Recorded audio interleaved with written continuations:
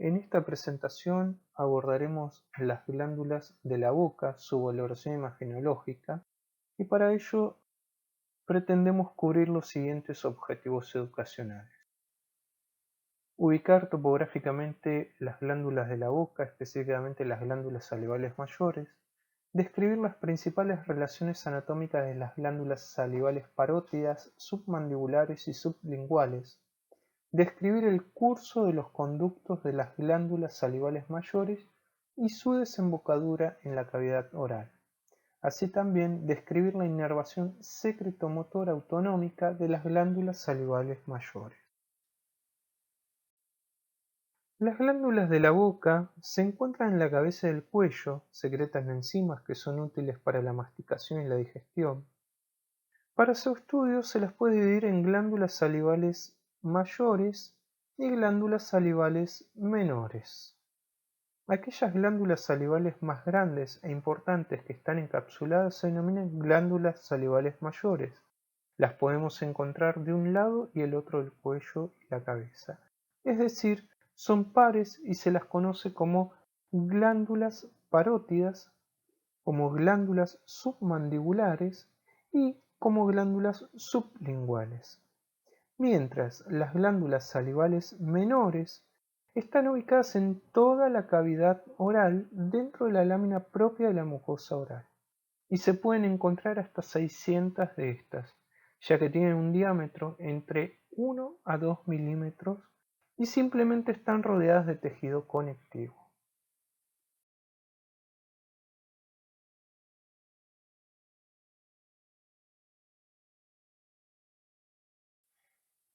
En este esquema podemos ubicar las glándulas salivales mayores. La primera que abordaremos será la glándula parótida. Tenemos que recordar que está constituida por una parte superficial que es aplanada y una parte profunda en forma de cuña.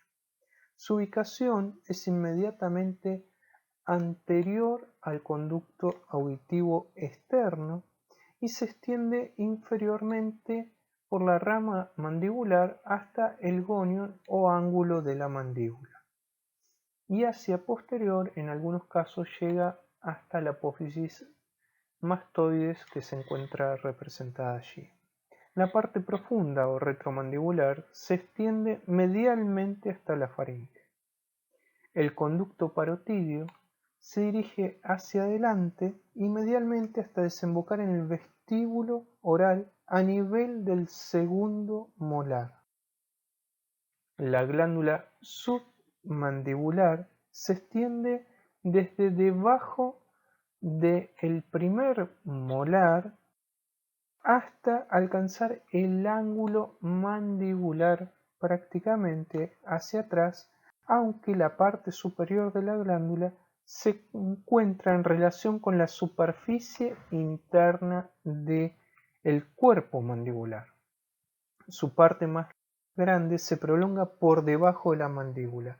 El conducto submandibular tiene un sentido anterior y superior hasta desembocar en la boca en una papila junto al frenillo de la lengua. Por último, la glándula sublingual es estrecha y tiene forma alargada. La ubicamos en el suelo de la boca, bajo el pliegue sublingual. Cada una está en relación con el cuerpo de la mandíbula lateralmente y se extiende hacia posterior desde el frenillo lingual hasta la glándula submandibular. Existen numerosos conductos sublinguales de pequeños tamaños, son los conductos sublinguales menores. Algunos desembocan en el suelo de la boca. Además, encontramos un conducto sublingual mayor que desemboca junto al orificio del conducto submandibular.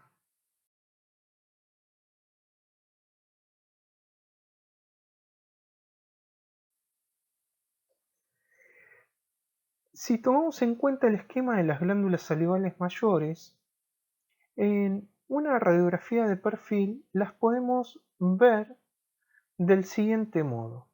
En el primer caso, la glándula submandibular, en una imagen de perfil, ya que esto es anterior, posterior, ahí tenemos la columna, acá tenemos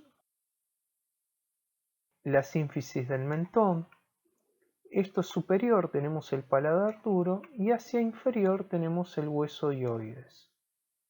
Y aquí vemos representado el conducto de la glándula, los conductillos y por lo tanto la glándula en sí y su ubicación. Como referencia podemos tomar el ángulo de la mandíbula. En una imagen de perfil más sectorizada podemos visualizar la glándula parótida, o mejor dicho, el conducto de la glándula parótida con los conductillos. Esta sería la ubicación, y es un perfil que también acá tiene el paladar duro, por lo tanto esto es superior. Aquí tenemos la columna, esto es posterior. El ángulo de la mandíbula, esto es anterior en relación a la columna. Hay que destacar que este sujeto carece de dientes, por eso no mencionamos las arcadas dentarias, no las mencionamos porque no se ven como en el caso previo.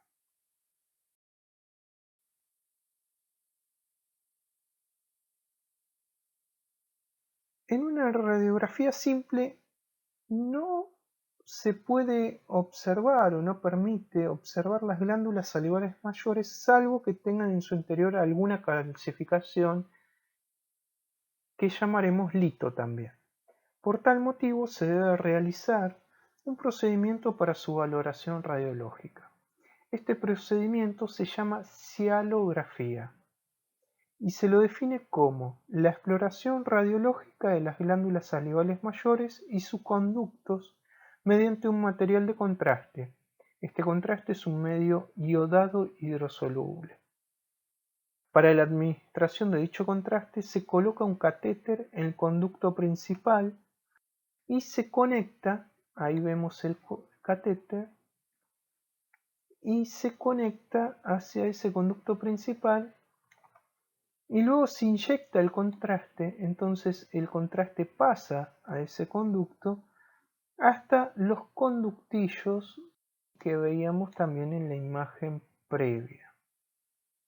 Entonces desde el conducto principal pasa a los conductillos intraglandulares y permite visualizar el parénquima glandular y el sistema ductal. Una imagen y luego se esperan 10 minutos para tomar otra imagen. Esta última permite valorar la eliminación del contraste. Hay que considerar que las glándulas salivales mayores son pares, es decir, una de un lado y otra del otro. Solo se puede evaluar una de las glándulas, por lo tanto.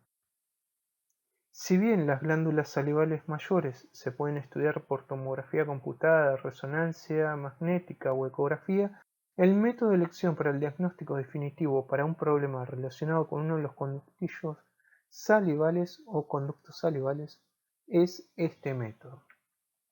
En la imagen que tenemos aquí a nuestra derecha vemos, por ejemplo, el catéter y luego el contraste en el conducto y cómo ese contraste se dispersa en los conductillos. Esta es una imagen de reconstrucción tridimensional por tomografía computada. Sin embargo, este estudio de cialografía, antes que aparecieran todos estos métodos, y en algunos casos se sigue utilizando con las siguientes indicaciones. Cuando hay un cálculo, que es la concreción anormal de sales minerales, denominada a veces piedras solitos, cuando hay cuerpos extraños, cuando hay estenosis, esto es el estrechamiento o contracción de un conducto, cuando hay una fístula, que es una comunicación anormal entre dos órganos internos o entre un órgano y la superficie del cuerpo, o bien la obstrucción de un conducto salivar. Esto impide el paso de la saliva por el conducto. Y en los casos menos deseados, un tumor también se puede estudiar mediante este método, que es un crecimiento anormal de tejido. Son células que proliferan sin control. En esta cialografía parotídea es una vista oblicua. Aquí podemos ver, aunque por ahí no nos da tanta idea, de cómo sería la posición y la obtención de la imagen. Es una vista oblicua o tangencial. Se trata de evitar la mayor superposición de estructuras óseas posibles, es decir, se coloca al paciente de tal modo o de modo tal que se evite la superposición ósea. Por eso se hace esta imagen tangencial, donde se puede ver el conducto parotídeo contrastado con todos los conductillos en la glándula. Así tenemos algunos parámetros que nos pueden servir como referencia: la columna de la región cervical, la mandíbula, ahí tenemos la apófisis coronoides, parte del cóndilo, la apófisis cigomática, la órbita de uno de los lados. Esto nos refiere que es una imagen oblicua. ¿Por qué? Porque se trata de que sea tangencial a esa glándula. En este caso podemos compararla con una imagen que ya habíamos visto de perfil, donde se ve claramente la superposición con las estructuras óseas y por lo tanto un menor valor diagnóstico en este perfil. Estamos viendo otra cialografía parotídea en otra vista oblicua. En este caso el sujeto se coloca así, el haz de radiación tiene una oblicuidad en sentido de inferior a superior, y con esto también se trata de evitar en cierto modo la superposición de estructuras. Se ve bien el conducto de la glándula y los conductillos que tiene. Como referencia podemos tener la arcada dentaria inferior, por lo tanto el cuerpo de la mandíbula, el ángulo de la mandíbula, la apófisis coronoides, y aquí tenemos la columna de la región cervical.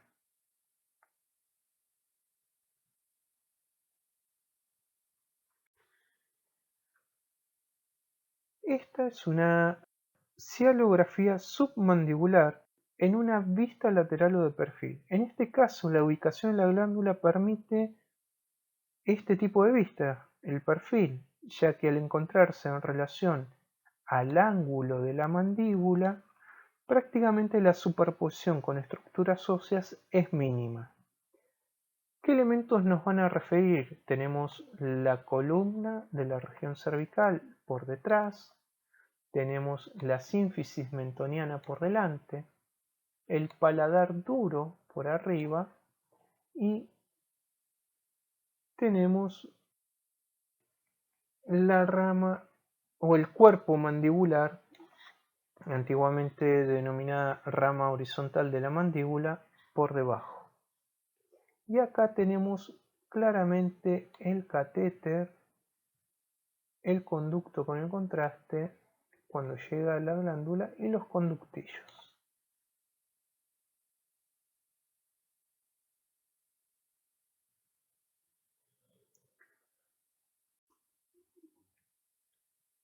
Hay que considerar que además hay variables anatómicas de la glándula parótida. Por eso ahora estamos viendo una secuencia de distintos tiempos de adquisición en resonancia magnética de imágenes axiales. Vamos a ver en qué consiste este caso particular. Pero tenemos que considerar que hay dos variables principales de la glándula parótida, que son el proceso facial, que es cuando se encuentra unido a la glándula principal, hay una extensión, después lo vamos a ver en detalle, y una glándula parótida accesoria, que se encuentra a una distancia media de separación de la glándula de 6 milímetros aproximadamente. El proceso facial de la glándula parótida, como dijimos, es una prolongación hacia adelante y lo visualizamos en estas imágenes de resonancia magnética. Acá podemos ubicar que esto es anterior, esto es posterior, esto es la izquierda del paciente y esto es la derecha del paciente. Del lado derecho hay que aclarar que en una operación previa se les extrajo la glándula parótida y del lado izquierdo vemos la glándula parótida ubicada por detrás de la rama de la mandíbula y cómo se extiende hacia adelante. En cualquiera de estos tiempos, la glándula parótida, la rama mandibular y acá esa extensión o proceso facial, al igual que en esta imagen, el proceso facial de esta glándula parótida. Esa es una variable anatómica. Otra variable anatómica dijimos que es la glándula parótida accesoria. Son variables normales y representan tejido glandular ectópico. ¿Qué quiere decir esto? Ectópico es cuando un órgano o un tejido se encuentra localizado en un lugar distinto del habitual. En este caso, no es como el caso previo, sino que se encuentra separado de la glándula parótida propiamente dicho, pero generalmente muy cercano a ella. Veamos el primer caso. Lo podemos ubicar ahí, que está señalizado, y en la imagen de abajo está ampliado. ¿Dónde lo vamos a ubicar? A esa glándula accesoria. Estas glándulas accesorias son hallazgos aproximadamente en un 20% de la población, por ejemplo cuando se hacen estudios ecográficos. En general se ubican en la cara lateral del músculo macetero, que lo podemos identificar aquí, ¿sí? Lateral a ese músculo macetero, y algunas veces superior al conducto parotídeo, aunque a veces puede ser anterior a este. En promedio se encuentran a menos de 6 milímetros de la glándula parótida principal, es decir, que están separados por una corta distancia. Y las características radiográficas es que se visualizan tanto en ecografía, tomografía computada o resonancia magnética del mismo modo que la glándula parótida propiamente dicha, es decir, tiene la misma ecoestructura, la misma densidad y la misma intensidad respectivamente según se considere cada estudio. En un diagnóstico diferencial se la debe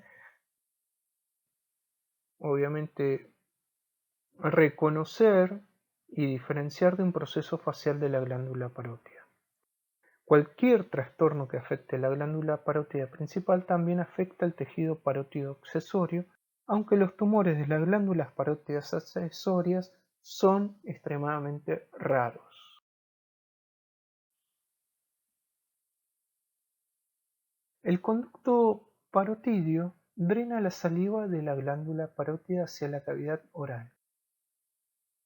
Para ello, pasa anterior a través de la grasa bucal superficial del músculo macetero y sobre su borde anterior, luego a través de la fascia bucofaringea y el músculo bucinador. Continúa entre la mucosa bucal y el bucinador hasta su apertura en el vestíbulo de la boca en la ampolla parotidia ubicada a nivel del segundo molar superior. En este caso, estamos viendo una cialografía, una vista lateral o de perfil, el ángulo de la mandíbula, el paladar duro, la columna cervical, para ubicarnos que es superior, anterior y demás. El conducto parotidio tiene aproximadamente 5 centímetros de largo. En su recorrido tiene diámetros que oscilan entre 1,5 milímetros y 0,5 milímetros, dependiendo del lugar que se considere. Las relaciones: hacia superior está la arteria facial transversal y hacia inferior el nervio bucal. La patología que se encuentra relacionada es el bloqueo del conducto parotídeo.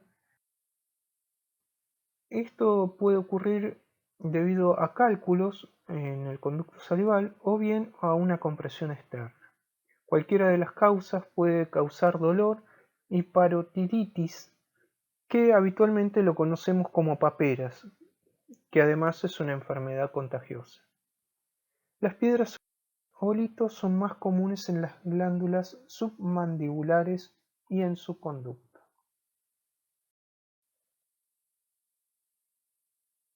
En estas imágenes de tomografías computadas axiales tenemos distintas ventanas. En este caso se identifica un cálculo o lito en el conducto parotídeo. La primera y la segunda imagen son secciones axiales de tomografía computada. Y la tercera imagen es una sección coronal por tomografía computada. ¿Por qué? Porque en las primeras podemos ver la arcada dentaria, la columna cervical, es decir que esto es anterior, esto es posterior, y acá tenemos las ramas de la mandíbula de uno y de otro lado. Mientras que en la imagen inferior tenemos por un lado las órbitas de uno y otro lado, la cavidad oral, es decir, abajo y arriba podemos definir, y por otro lado podemos ver un seno maxilar y el otro, por lo tanto es una imagen coronal. La primera se visualiza diferente a las otras dos, ya que es lo que se denomina una ventana ósea, es decir, específicamente para ver estructuras óseas. Y aquí se evidencia bien el lito con una densidad similar al hueso en el conducto. La segunda y tercera imagen son con ventana denominadas para partes blandas y se observa mejor el conducto con el lito que lo obstruye. En estas imágenes axiales, son del mismo caso que el anterior. Ahí podemos observar el lito que veíamos en las imágenes anteriores. Podemos ver cómo ese lito al obstruir dilata el conducto y podemos observar gran parte de su recorrido que están señalizados con esas flechas verdes. Tenemos que recordar, ¿sí?, la dirección que va a ser hacia anterior, superficial al músculo macetero que tenemos aquí, ahí se puede ver bien, y a través de que atraviesa el músculo bucinador hasta llegar al segundo molar superior. Recordemos que tiene un trayecto de 5 centímetros y que es variable, en este caso está dilatado, pero es variable en su diámetro. Acá tenemos una resonancia magnética en una sección axial. Esto es la arcada dentaria, o sea que esto es anterior. Acá tenemos la médula, esto es posterior. Y acá tenemos una rama de la mandíbula y la otra, por lo tanto, tenemos uno y otro lado. Es decir, el lado derecho del paciente y el lado izquierdo siempre se ve invertido a nosotros. Es como si lo miráramos de frente, como si estuviéramos hablando con él. Aquí podemos comparar un lado y el otro. En el lado derecho se presenta de modo normal, eso que se ve más blanco, más hiperintenso, cuando hablamos de intensidad de señal, no de resonancia, mientras que del lado izquierdo hay una obstrucción y se dilata y permite estudiar todo ese recorrido del conducto parotídeo que se encuentra obstruido hasta la glándula parótida propiamente. Es una buena imagen para entenderlo anatómicamente. El conducto submandibular permite el paso de la saliva desde la glándula submandibular a la papila sublingual. Este conducto se extiende de la glándula hacia anterior y superior. Es superior al nervio lingual y al ganglio submandibular, curvándose sobre el borde posterior del músculo miloioideo hacia el espacio sublingual. Tiene también 5 o 6 centímetros de longitud y un diámetro aproximado entre 1 a 3 milímetros en las cialografías convencionales. Corre hacia adelante con el nervio lingual y la vena y el nervio hipogloso y se abre hacia la papila sublingual al lado del frenillo de la lengua. Tenemos una cialografía en una vista lateral, ahí vemos la columna, la sínfisis de la mandíbula, el paladar duro, la arcada dentaria superior, la inferior, por lo tanto podemos definir qué es superior, inferior, qué es anterior o posterior. Esta es una vista lateral y se observa aquí el catéter primero y luego en una ampliación el lito que está obstruyendo el drenaje normal de esta glándula submandibular.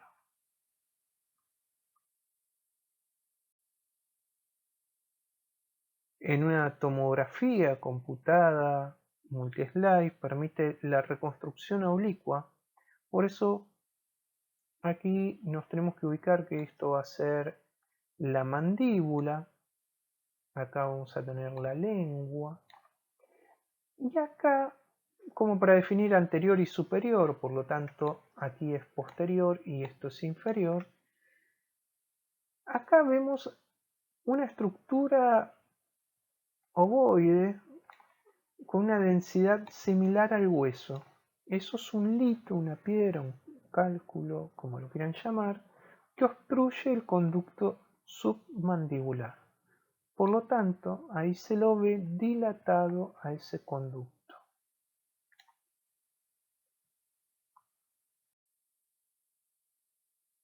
También tenemos una tomografía computada, en este caso es una imagen axial, ya que tenemos el cuerpo mandibular, esto es anterior, la columna de la región cervical que es posterior, un lado y el otro. Recordemos que este es el lado izquierdo del paciente y este es el lado derecho.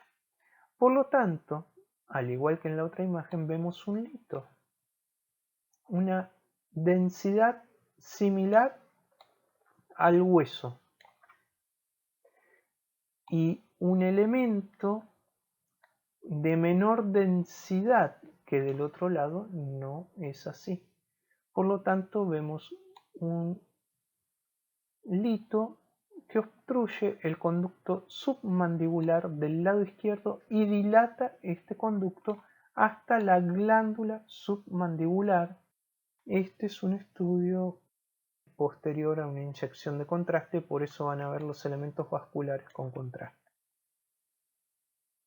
Se denomina cialolitiasis a este tipo de anomalías. Por último, se observa un cuadro con la patología tumoral más frecuente según se considere la glándula de interés, así también como el porcentaje de malignidad.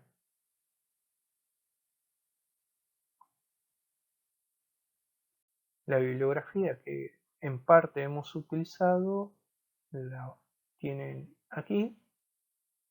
Por último, recuerden que nos pueden seguir tanto por Twitter como por Instagram.